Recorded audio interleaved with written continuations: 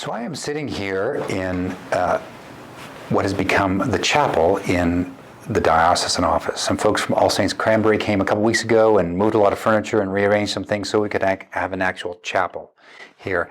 And chapels, of course, are places where we pray together, that we gather perhaps individually, but also as a group of people to pray. I want to say something, read you something that St. Paul says in exhorting the Ephesians to prayer.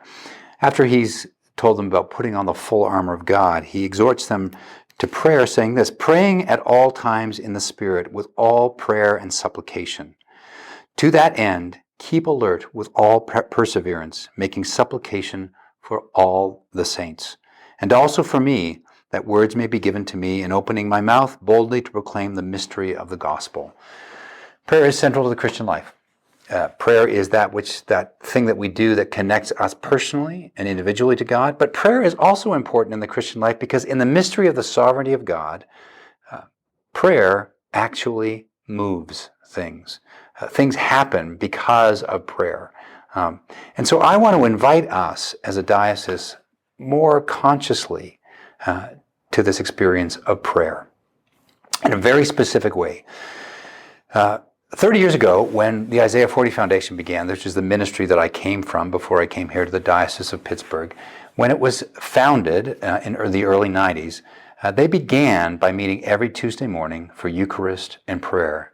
And since that time, for the last 30 years, some group of people have been meeting in some way together for prayer for that ministry. I think that's a fantastic model of faithfulness and faithful prayer for the ministry of a particular organization. So I want to try to pilot that here in the Diocese of Pittsburgh. I want to be meeting every Tuesday morning here in our new chapel for Eucharist and prayer for the diocese. We'll be sort of starting at 8:30 in the morning. On the 14th of March we'll begin, and we'll pilot that through the rest of Lent and into the Easter season and see how that goes. We'll be done. It will start at 8:30, be done by 9:45 at the latest. And I want to invite anybody who wants to come and be a part of that to be here. I do also want to define what I mean by diocese, because when I was in parochial ministry, for good or for ill, I tended to think of the diocese as that thing out there, this administrative group or body or a collection of people that did stuff centrally that I may or may not have had warm feelings towards. And I think that's how we tend to think about diocese in our parochial lives.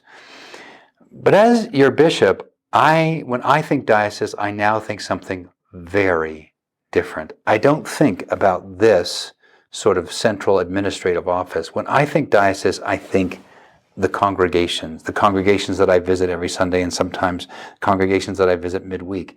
Diocese to me is not this central entity. Diocese is the congregations that make up that diocese. And so prayer, what I mean by prayer, is prayer for those congregations. Not that we would be offended if you were praying also for us here in the Central Diocesan Office, because we do need your prayer. But I want to pray for our congregations. I want to pray for our clergy.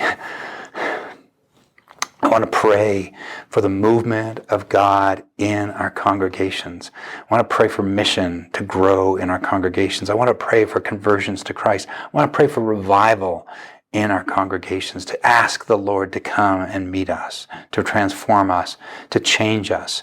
And not to change the office, but to change us, our whole diocesan reality.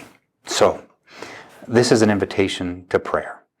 And we're going to be praying here at the Diocesan Office, again, piloting this, starting the 14th of March through the end of Lent and into the Easter season, that we may come together and pray for the congregations of the diocese, for the clergy of the diocese, that we might see the movement and the work of God. Anyone who is inclined or feels a burden or is excited by this notion is invited to join us on Tuesday mornings, starting the 14th of March at 8:30 in the morning. And even if you can't, perhaps on Tuesdays you might pray for the diocese. Every blessing to you all. Thanks so much.